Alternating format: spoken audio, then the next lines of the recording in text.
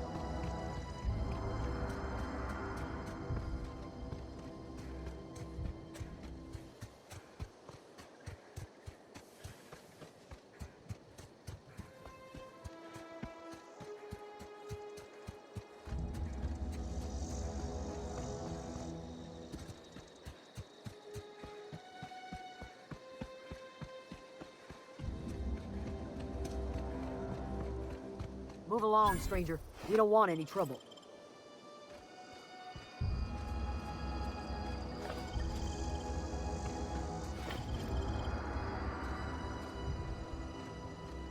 I don't know you.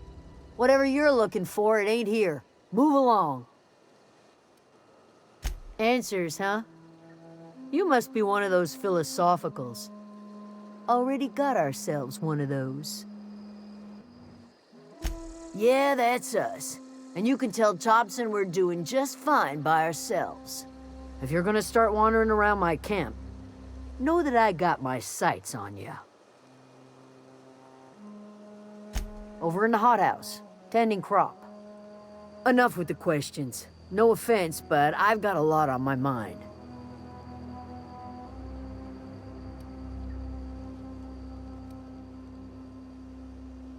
You don't know what enough with the questions means? No, I'm sorry. That was unworthy of me. Lady named Zoe went missing some nights ago. Just up and vanished without a trace. Now I'm pacing around wondering if marauders got to her. It's not like Zoe to go wandering. Figured she might be out scavenging, but that ain't exactly her talent. Can't imagine where she's gone. Vale's a wide place. She could be anywhere. Could do without the gallows humor. I'll tell you what I can. Vex me.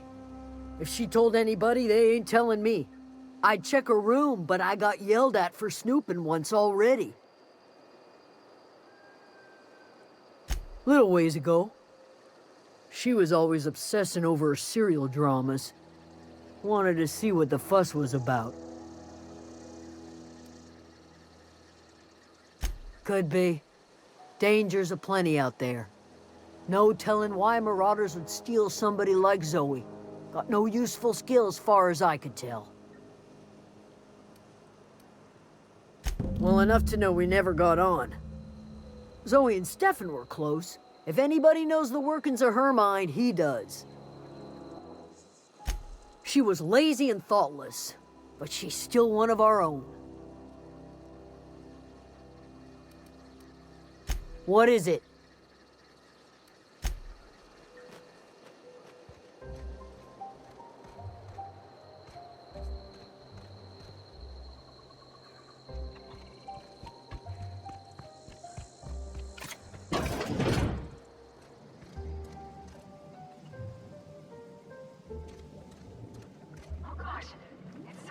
If you're hungry, there's meat turning on the spit outside.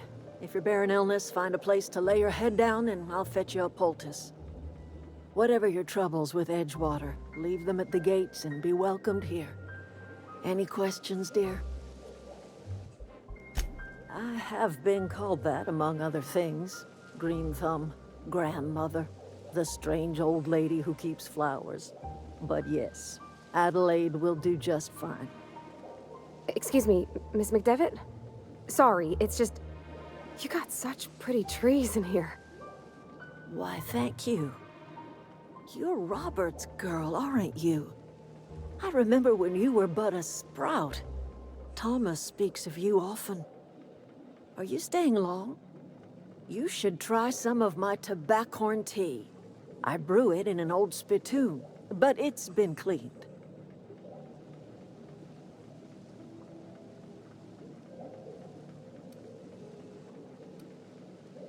A home for anyone who's ever turned their backs on Edgewater. A home for those of us with nowhere left to go and nothing to lose. So, like the spores of the puffball, cast on the wind and alighting on fresh soil, we put down new roots. It is an unpleasant story, dear. But the short of it is that sometimes one wakes up and realizes the place that was once her home for much of her life has changed. The home in which we spent our lives has left us behind, and so we must move on. And that is as much as I will say on the subject. No, dear. The garden belongs to us all. Life is the gift of the universe, and the universe yields its bounty equally, absent of prejudice.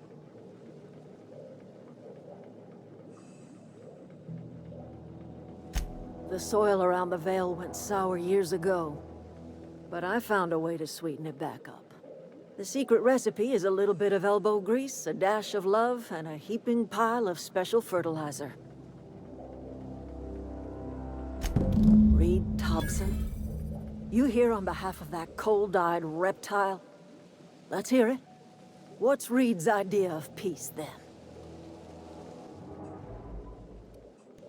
I can't say I blame you. Reed is positively soporific.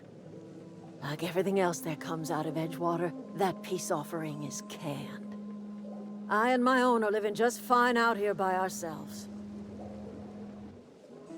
He would do such a thing. The question is, why would you agree to his plans? Cannery's got a regulator. You want ship parts, you ought to rip them out of the cannery's guts and leave us be. If you're going down to the plant, you should divert power away from Edgewater and toward our end of the grid. Think about it. You'd be liberating an entire town from a lifetime of service to that odious cannery. Seems the sort of thing a hero would do. You've seen that miserable excuse for a town with your own lamps. Hollowed-out workers laboring their lives away at the cannery, living off whatever scraps Spacer's choice throws them. You know that's true, don't you, Ms. Holcomb? Your father died of overwork. His heart gave out. He was tired all the time, sure, but he was old, ma'am, and he raised me all by his lonesome. Look what they did to this child. Lost her family to the company, and still she defends them. I'm all right. I ain't so fragile. That was unkind of me.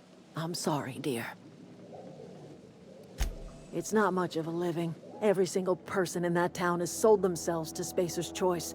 The company owns them. Body, blood, and bones.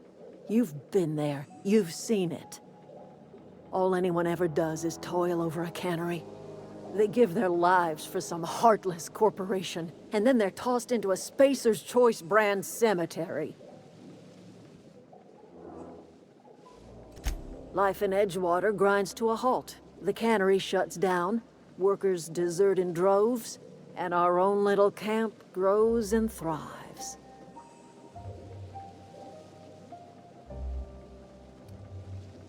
You bring power to Reed's town and you'll be killing us. Reed knows it. He's counting on it.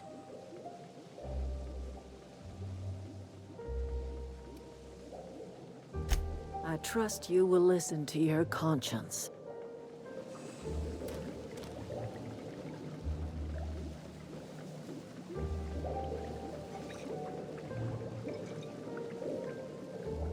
Yeah, huh?